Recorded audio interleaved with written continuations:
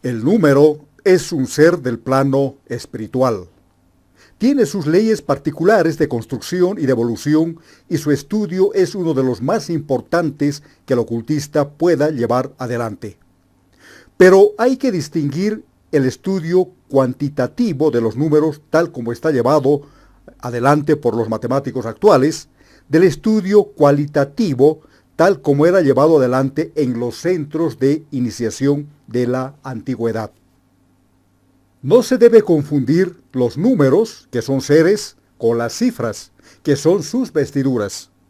Una persona vestida de verde, de amarillo o de negro es siempre el mismo. Un número figurado con un carácter chino o sánscrito o romano o tipográfico actual es siempre el mismo. Así la cuestión cifra ha complicado o embarullado muy a menudo la cuestión número. Firmado Papus.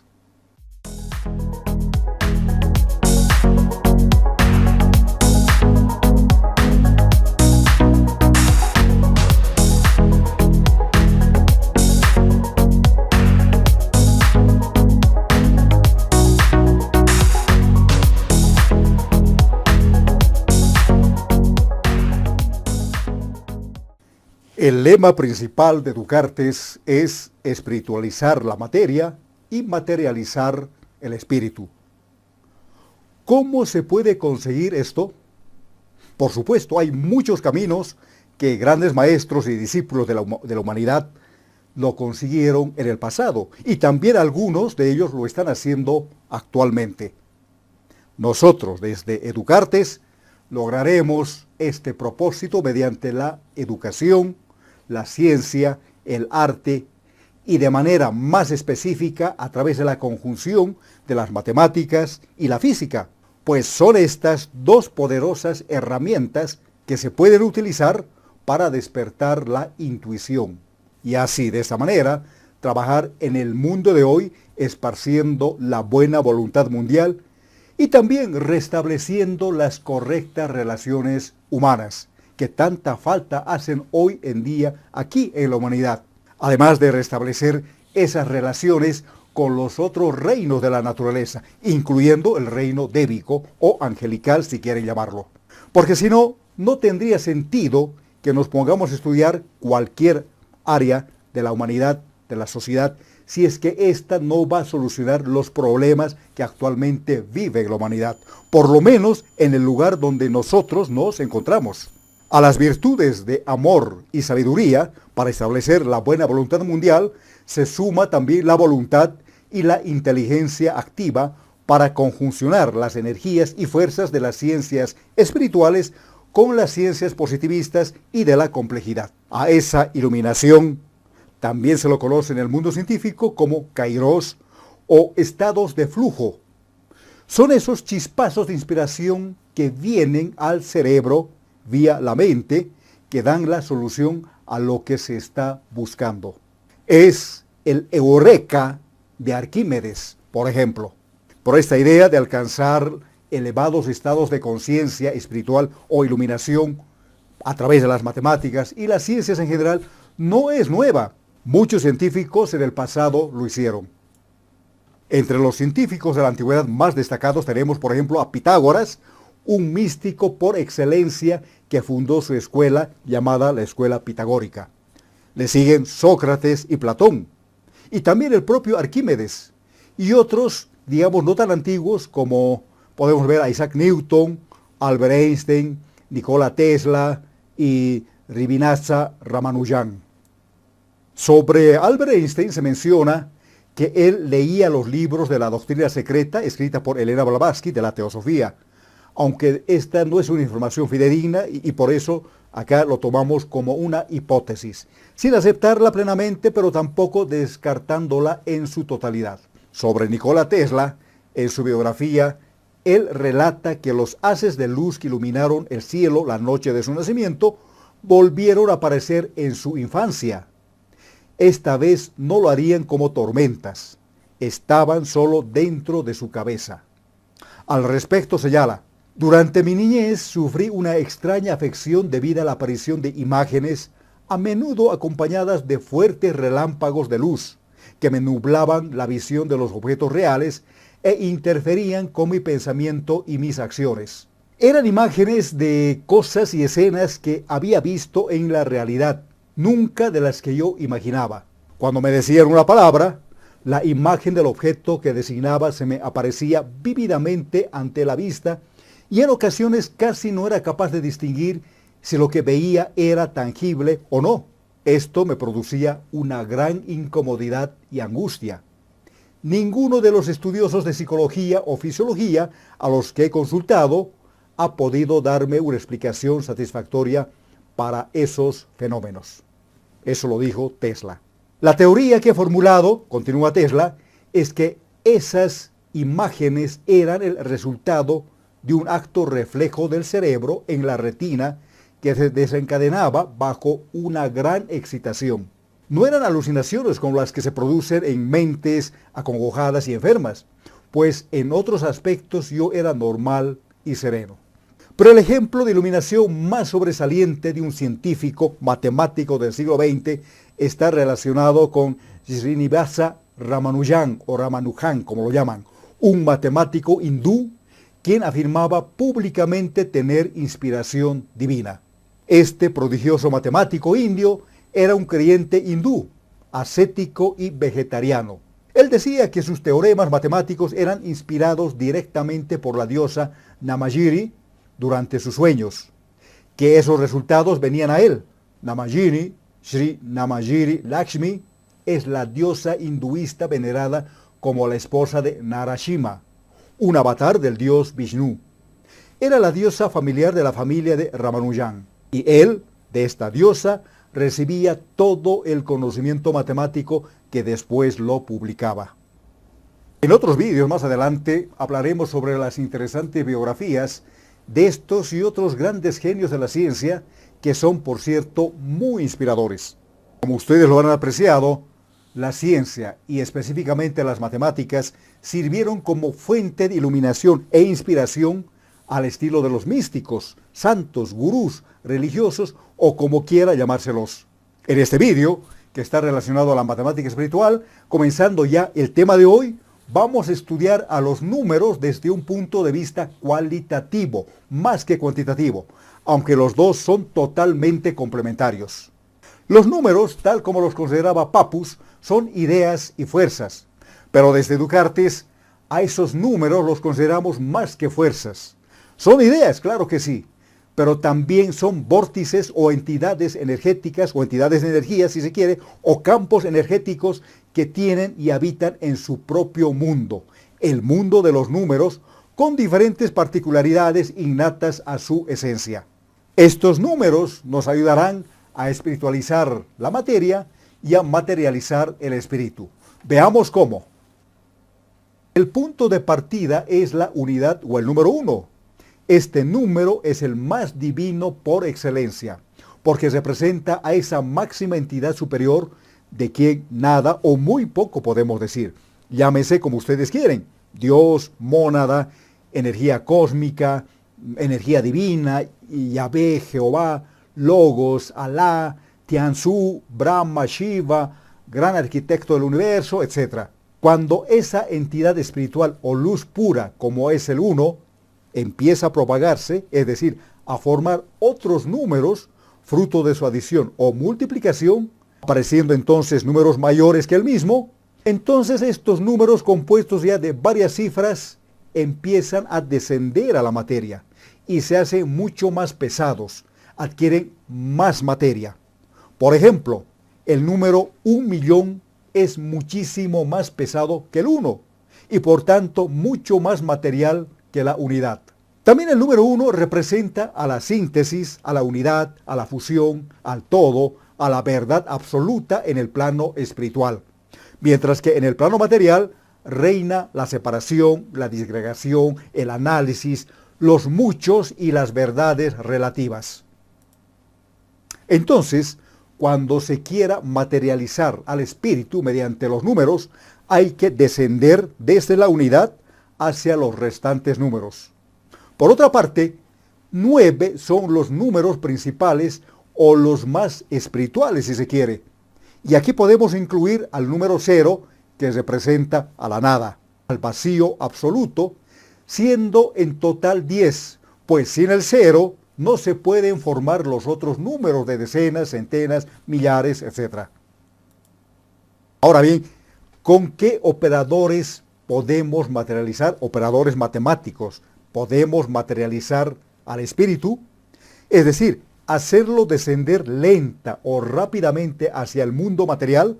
Tenemos dos operadores matemáticos que nos ayudan en este propósito. Se trata de la suma o adición, que va a provocar un descenso lento. Van a ir sumando 1 más 2 más 3, etc. Es un descenso lento, pero comprensible. Y tenemos por otro lado la operación de la multiplicación, que producirá un descenso rápido, es decir, una veloz materialización del espíritu. Tenemos 5 por 4, 20, así de rápido. En cambio, si vamos sumando 1 más 2 más 3, hasta llegar a 20, vamos a demorar un poco más. Por el contrario, si ahora queremos espiritualizar la materia, eso significa tener que llevar a la misma o redimirla, si se quiere, hacia planos superiores de conciencia, donde mora el espíritu. ¿Cómo lo hacemos? Este es el proceso inverso. Partimos de los números inferiores, por ejemplo desde el 9, y vamos ascendiendo hasta llegar a la unidad o al 1. Es decir, comenzamos a sintetizar, a fusionar. ¿Con qué operadores matemáticos contamos para ello? Se tienen dos operadores opuestos o inversos a los anteriores. El operador que se opone o es inverso a la suma es la resta o sustracción, con la cual logramos un ascenso lento y progresivo desde números mayores hacia números menores. Y el otro operador opuesto a la multiplicación es la división. Con la misma logramos un ascenso rápido hacia la unidad, sin tomar en cuenta aquellos números considerados inútiles cuando se hace una división. Se trata del resto que puede aparecer en el proceso de realizar la misma.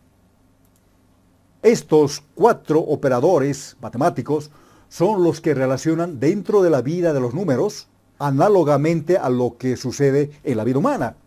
Por ejemplo, el matrimonio de una pareja es el operador, digamos, análogo a la suma o a la multiplicación, si es que se tiene apuro. Pues se juntan dos personas que luego, en la mayoría de los casos, se multiplicarán o engendrarán hijos. Y así las unidades que luego se volvieron una dupla, o el número 2, como habíamos visto en un video anterior relacionado a la matemática vorticial, es el número de la generación o regeneración que da lugar al surgimiento de otras entidades. Pero es muy diferente cuando se tiene un matrimonio, digamos, sumamente consciente, conocido en el círculo de los Rosacruces como las bodas alquímicas, donde los dos, hombre y mujer, se fusionan plenamente como almas gemelas y de esta manera se mantiene esa unidad. Fíjense lo que señala el libro sagrado o Biblia en el Génesis. Dice, y creó Dios al hombre a su imagen. A imagen de Dios lo creó. Varón y hembra los creó.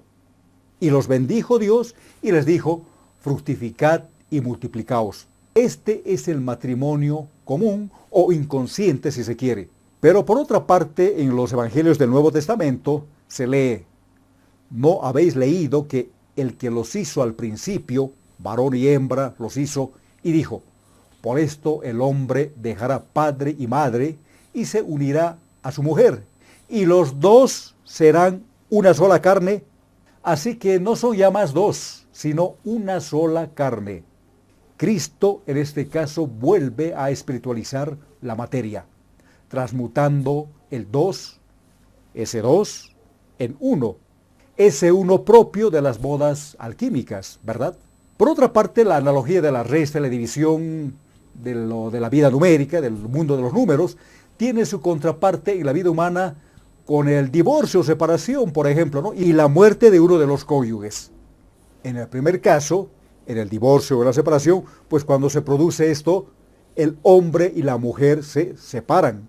Pero ahora ambos tienen la gran oportunidad de ascender nuevamente hacia el espíritu, permaneciendo solos, o si es que quieren contraer nuevas nupcias, pero esta vez del tipo alquímico o espiritual, que sería por supuesto lo ideal. Pues aunque estén casados, nuevamente vivirán siempre en el espíritu, en la unidad, y los dos serán uno. Algo muy similar sucede con la muerte de uno de los cónyuges. La conversión del dos en uno es inminente en este caso. Esa individualidad que quedó sola tiene ahora la gran oportunidad de ascender nuevamente hacia el espíritu, si es que realmente anhela hacerlo, o bien contraer nuevas nupcias, pero ojalá que sean bodas alquímicas, para vivir con su nueva pareja en la unidad, en el uno, que como bien dijimos anteriormente, el uno representa a lo máximo de la divinidad y espiritualidad, a Dios para muchos. Pero ¿qué sucede cuando un número cualquiera lo elevamos al cuadrado o al cubo? Para muchos místicos y o científicos de la antigüedad, esas operaciones de potenciación significan, en el primer caso, elevar al cuadrado, descender en el plano astral. Y en el segundo, elevar al cubo, es un descenso en el plano material. Mientras que las operaciones inversas, como la extracción de la raíz cuadrada o la raíz cúbica, significan ascender rápidamente hacia planos superiores, superiores al astral o al material, respectivamente. ¿Por qué?